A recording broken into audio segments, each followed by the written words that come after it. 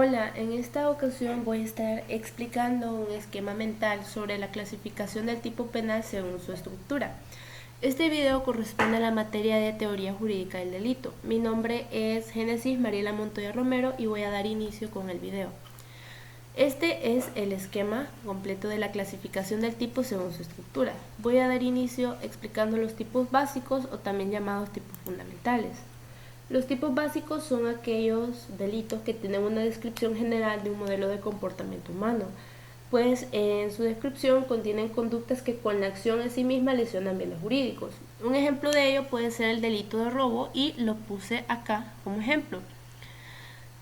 Los tipos básicos o fundamentales contienen esto que está acá, que son los agravantes. Los agravantes son circunstancias específicas del tipo penal en cuanto a su autor por la utilización de otros medios o otras modalidades para poder cometer la vulneración hacia el bien jurídico. Y claro, el agravante de un delito incrementa la responsabilidad penal y por tanto aumenta la pena también. Un ejemplo del agravante, seguimos con el ejemplo del robo, es claro el robo agravado, que podemos ver aquí que de acuerdo a ciertas circunstancias, a ciertos causales o a ciertos supuestos de hecho, la pena se modifica. Un ejemplo puede ser acá que el robo simple pasa a ser robo agravado si el robo se realiza esgrimiendo o utilizando armas de fuego o explosivos, y podemos verlo representado en la imagen de acá en la diapositiva anterior. Voy a continuar explicando los tipos autónomos o también llamados tipos especiales. Estos se derivan de los tipos básicos o fundamentales, porque además de proteger el mismo bien jurídico, tienen una consideración especial de acuerdo con las circunstancias específicas en que sucedió el delito. En otras palabras, además de los elementos del tipo, contienen nuevos elementos que modifican la pena aplicada a un delito que podríamos decir distinto que atenta contra el mismo bien.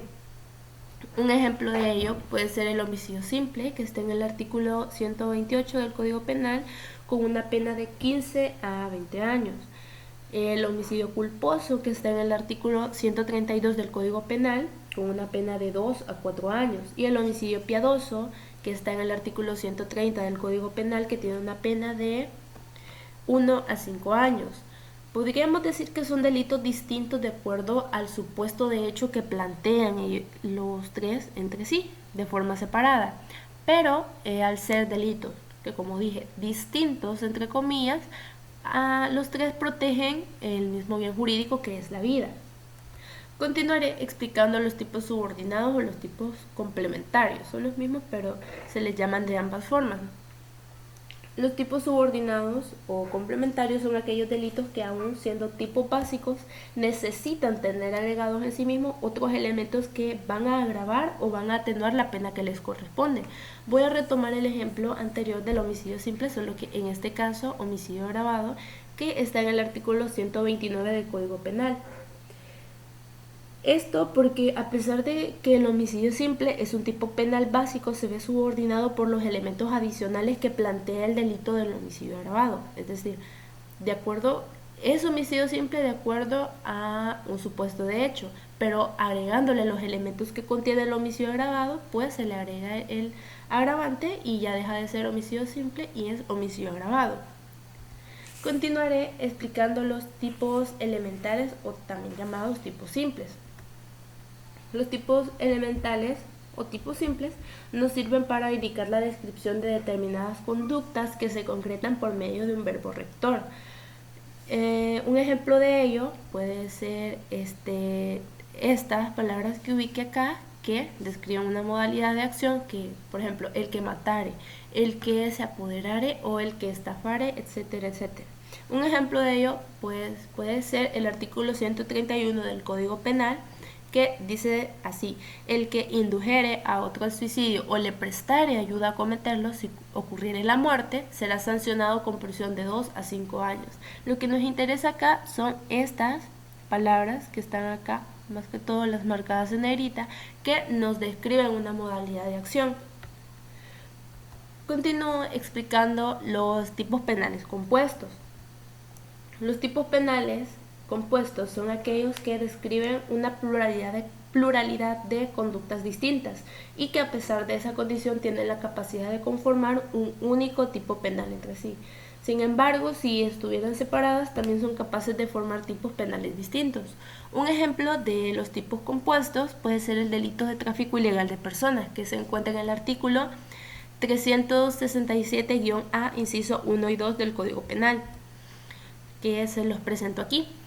Dice de la siguiente forma: la persona que por sí o por medio de otra u otras en contravención a la ley intentare introducir o introduzca extranjeros al territorio nacional, los albergue, transporte o guíe con el propósito, y bueno, sigue el artículo. Lo que quiero resaltar acá son estas palabras que tengo acá señaladas en negrita. Ambas, bueno, todas las palabras acá se refieren a acciones distintas. Introducir, albergar, transportar o guiar son acciones distintas unas de otras, pero que al encontrarse en el supuesto de hecho del delito del tráfico ilegal de personas, tanto juntas como separadas pueden, digamos, formar parte del mismo delito. Y ya para finalizar voy a explicar los tipos penales en blanco. Los tipos penales en blanco son delitos que se encuentran contenidos en la ley. La diferencia de estos es que el supuesto de hecho se encuentra incompleto de forma total o de forma parcial. Por esa razón debemos recurrir a otra ley especial para saber en qué consiste el delito como tal. Los tipos penales los tipos penales en blanco necesitan de otra norma penal para poder complementar el supuesto de hecho de un delito. Un ejemplo de ello puede ser la Ley Especial contra Trata de Personas, el artículo 29 en específico, que dice de la siguiente forma. El artículo 29, aquí lo resalté en negrita, dicta de la siguiente manera: las víctimas del delito de la trata de personas que decidan no presentar la denuncia o colaborar con las autoridades recibirán protección integral ante situaciones de amenaza, previa valoración del riesgo. La protección estará a cargo de la institución competente, según sea el caso, de conformidad a la Ley Especial para la Protección de Víctimas y Testigos. Deja en blanco, digamos, acá lo que tengo recetado en negrito, de forma parcial la ley, porque, bueno, más que todo el supuesto de hecho, pues no menciona qué instituciones son las competentes para tener la protección de las víctimas que menciona el artículo, y también nos menciona que según el caso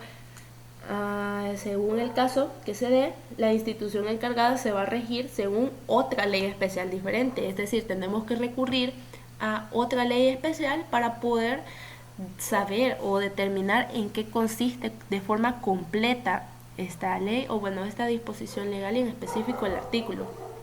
Entonces finalizo con esto. Muchas gracias, espero haberme dado a entender y que les haya gustado. Gracias.